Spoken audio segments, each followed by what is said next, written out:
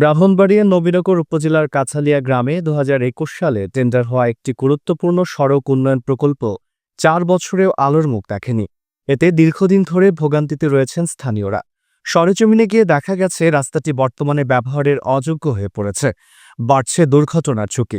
দেখুন নবীনগর থেকে পাঠানো হাজী কাউসার আহমেদের পাঠানো তথ্যচিত্রের প্রতিবেদন। ব্রাহ্মণবাড়িয়া নবীনগরের জিনতপুর ইউনিয়নের কাঠালিয়ার গ্রামে ২০২১ সালে টেন্ডার হওয়া রাস্তার কাজের কোনো হদিস নেই। এতে হতাশ স্থানীয় এলাকাবাসী। সরেজমিনে গিয়ে জানা যায়, জনসাধারণের দুর্ভোগ লাঘবের জন্য ২০২১ সালে কাঁচা রাস্তা পাকাকরণের টেন্ডারের অনুমোদন হলেও কাজের কোনো হদিস নেই।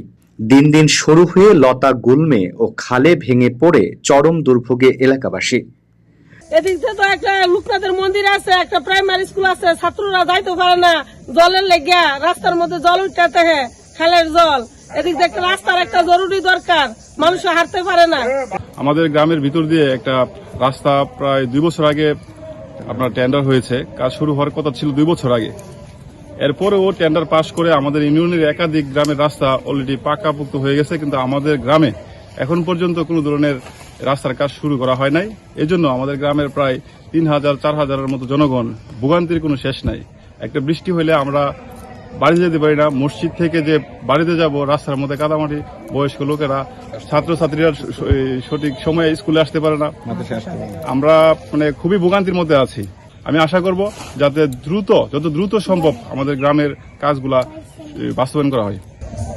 আজ থেকে প্রায় 2 বছর আগে রাস্তাটা স্যাংশন হয়ে রয়েছে, কিন্তু রাস্তাটার কাজ হইতেছে না।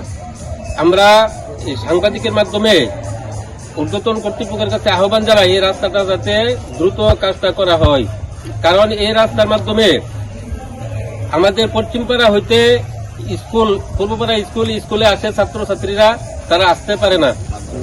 এবং এতিমখানা মাদ্রাসার মধ্যে অনেক ছাত্রছাত্রী যায়, তারাও আসতে পারে না।